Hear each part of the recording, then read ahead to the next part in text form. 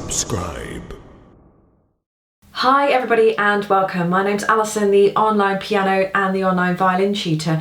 Today is a revisited video where I want to talk about the ultra practice mute, which is this here. So the ultra practice mute is this little contraption here that sits over the bridge of the violin.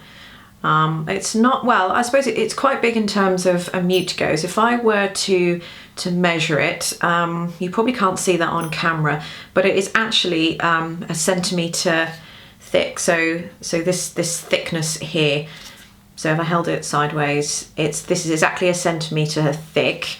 So it's a centimetre, if you had it on your violin, it'd be a centimetre across there.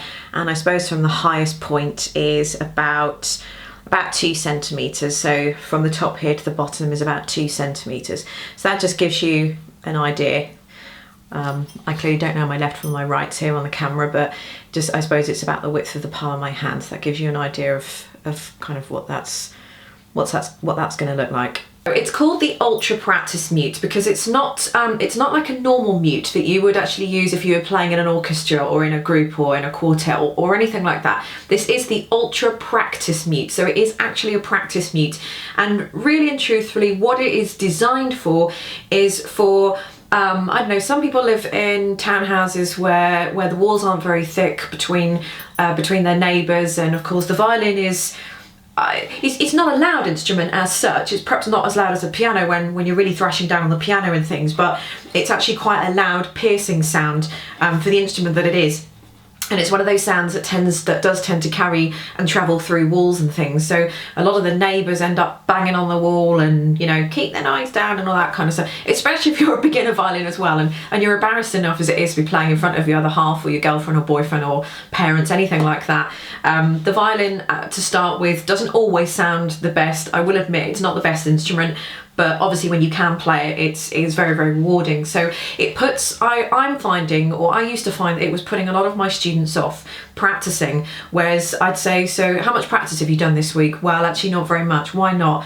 Well, I'm finding it a bit of a struggle to practice because the neighbours keep hearing the violin, or I'm really embarrassed to be practicing in front of my boyfriend, girlfriend, all that sort of thing. So I discovered this ultra practice mute. I'll put a link in the description bar underneath where you can get this mute from. I'll put a UK link, and if I can find one, I'll put a USA link as well.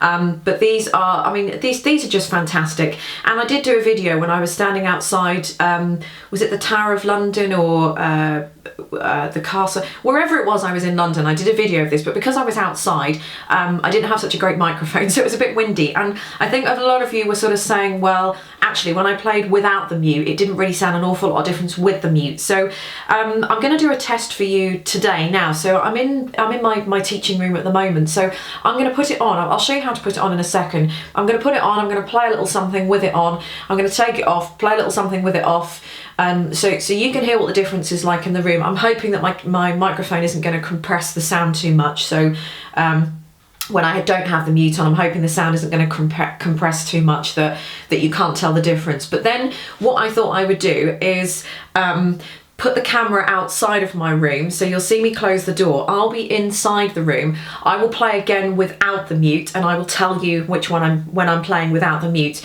and I will do it again with the mute on, and we'll see what the camera picks up actually outside my room in the hallway. So that will be quite realistic to what you will actually hear if you have one of these at home. But I've already tried and tested these where students have come to me, they've put these on, I've been in the room next door, and do you know what, I really do have to listen quite carefully to hear what they're playing. So I can guarantee that when the neighbour is next door, they're not going to hear anything, or if they do, you know, they've got to have every single piece of equipment off in their house just so they can hear the violin. So when you're putting it on, you can see that the highest point of the bridge is on my G string, and the lowest point of the bridge is on the E string. I know my bridge is probably a lot more curved than other violins, but that doesn't matter. So, you know, don't worry about that.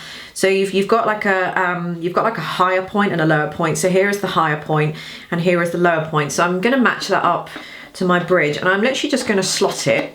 Kind of, you should have like you'll have a hole in the middle. You might not be able to pick that up on the camera because it's quite dark, but you'll see where to put it, and it just slots over really. Just sort of slots over the bridge, and you just put it on thus. To be perfectly honest, I don't really think if it makes a lot of difference if you actually put it the other way. It probably doesn't fit quite as well, but I don't think it would be the end of the world if you did do that. But if you can see, we've got the highest point of the bridge and the lowest point, match that up with the highest point here, like I've done here, and then just slot it over the bridge. Push it down gently till it seems like it's not going to go any further. Don't push it down too much, otherwise you're going to do a bit of damage, but just make sure it's nice and snug and everything. And there you have your ultra practice mute. So someone else actually said in the comment that they bought one of these one of these clip-on metal mutes that you use if you were playing in orchestras or what have you, and they said that when they were playing it was actually quite high and they couldn't see anything, but I think in my opinion and in other people's opinion, this doesn't actually affect anything. In fact, I mean, this doesn't sit fully down onto the bridge, so you will have a bit of a gap between where the bridge is, and can you see those 4 little holes there? So the bridge hasn't gone right up to the top of the rubber there, but I'd say that probably sticks up about 1/2 centimetre roughly.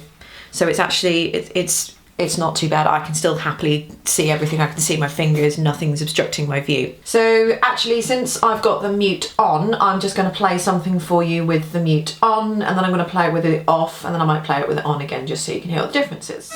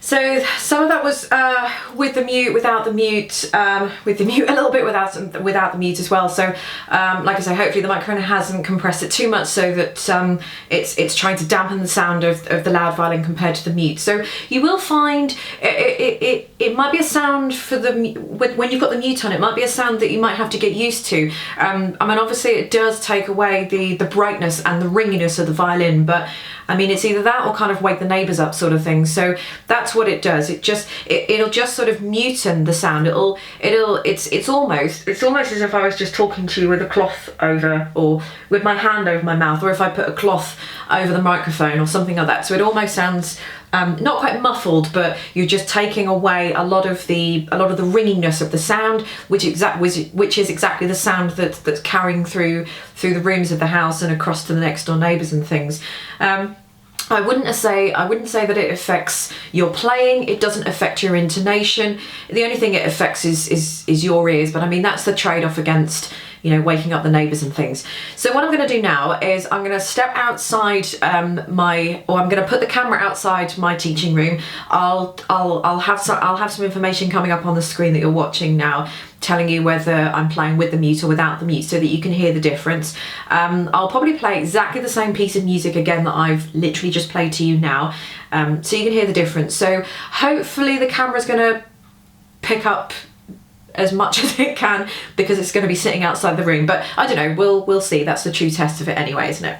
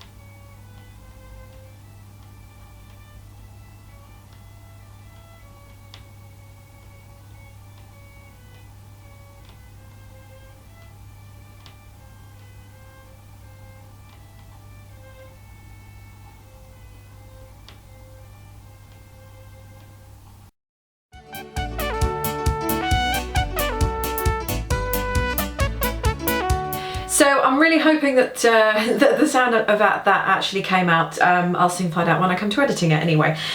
So hopefully you can tell the difference and it will all put your mind at rest. But honestly folks, this is really good. And do you know what, even if you buy it and you think it doesn't work, for the sake of, like, I don't know, $5 or what was this, about £3.50, it's nothing. It's not as if you've thrown like 20, 30 quid, $50 or whatever it is down the drain. So it's literally only a few quid. Trust me, try it, it's brilliant, and you'll be able to practice and not have to worry about waking up the neighbours or anything like that, or being embarrassed to play in front of your other half downstairs, until of course you're ready to unveil to him the fruits of all your hard work and your labour. So there we go, the Ultra Practice Mute. So thanks very much for watching, and I'll see you all next time. Subscribe.